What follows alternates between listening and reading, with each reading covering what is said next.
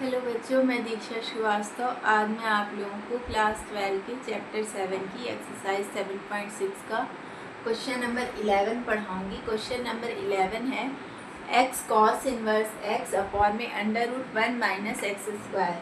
ठीक है, इसको हमें एक्स के रिस्पेक्ट में इंटीग्रेट करना है और वो भी इंटीग्रेशन बाय पार्ट से। तो इंटीग्रेशन बाय पार्ट से इंटीग्रेट करने के लिए सबसे पहले हम लोग इसको दो फंक्शन के प्रोडक्ट के रूप में लिख लेते हैं। तो पहला फंक्शन हम लोग मान लेते हैं एक्स अपॉन में √1 माइनस एक्स स्क्वायर और दूसरा फंक्शन क्या है, कॉस इनवर्स एक्स। ठीक है, dx। अब हम इसको आइलेट की हेल्प से देखेंगे कि इसमें फर्स्ट फंक्शन कौन सा है और सेकंड फंक्शन कौन सा है। तो आइलेट देखो, ये cos inverse x inverse trigonometric function है और x अपॉन में √1 minus x square algebraic function है। तो इसमें इनवर्स ट्रिग्नोमेट्रिक पहले आ रहा है, अलजेब्रिक बाद में आ रहा है, यानी ये पहला फंक्शन हो गया और ये सेकंड फंक्शन हो गया। ठीक है, अब इसको इंटीग्रेशन बाय पार्ट की हेल्प से इंटीग्रेट करना है। तो इंटीग्रेशन बाय पार्ट का फॉर्मूला क्या होता है, i is equal to first function integration of second function minus integration of differentiation of first function integration of second function का होल इंटीग्रेशन। ठीक है, ये होता है इंटीग्रेशन बाय पार्ट का फॉर्मूला। अब ये फॉर्मूला इसमें लगाते हैं। तो फर्स्ट फंक्शन क्या है हमारा, cos inverse x integration of second function यानी एक्स अपॉन में √1 minus x square dx minus ddx of first function यानी cos inverse x integration of second function यानी x अपॉन में √1 माइनस एक्स स्क्वायर dx का whole integration. ठीक है, अब ये कॉस इनवर्स एक्स तो इसी तरह रहेगा।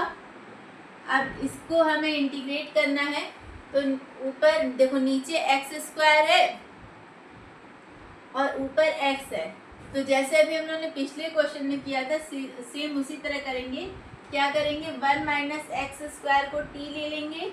अब इसको डिफ्रेंशिएट करेंगे तो 1 का डिफ्रेंशिएशन तो 0 हो जाएगा और इसका डिफ्रेंशिएशन -2x हो जाएगा। dx is equal to dt।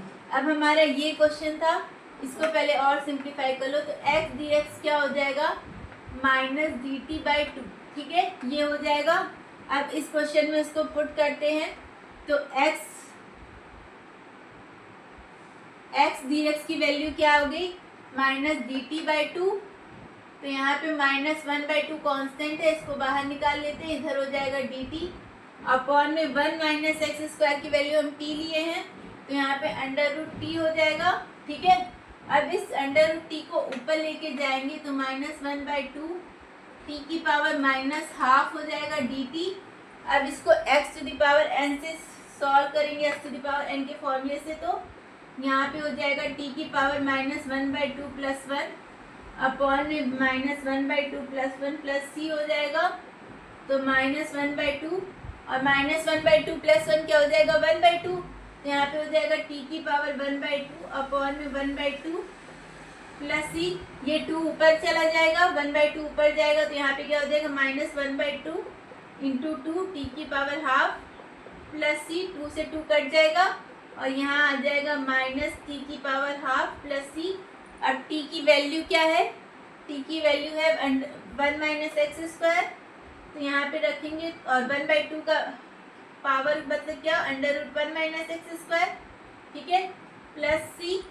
ये आ गया इसकी वैल्यू, इस इंटीग्रेशन की वैल्यू क्या आ गई, ये आ गई। अभी हम c नहीं लिखेंगे, c हम इकट्ठे लगाएंगे। ठीक है, तो यहाँ पे लिख लेते हैं, माइनस इधर लगा लेते हैं और यहाँ पे क्या है, √1 माइनस एक्स स्क्वायर।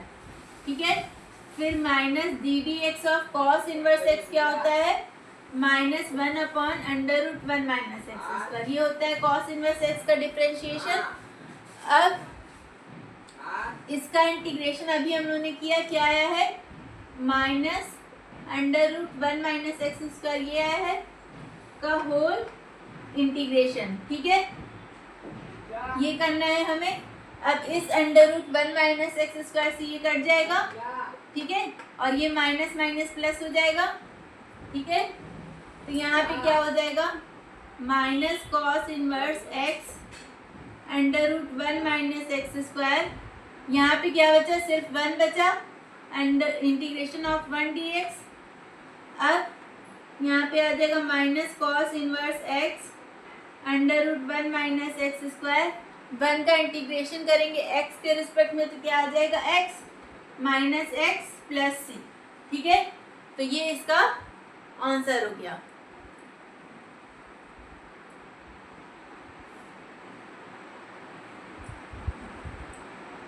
ठीक है, तो अगर आप लोगों को मेरा वीडियो पसंद आता है तो प्लीज़ लाइक शेयर और सब्सक्राइब करें।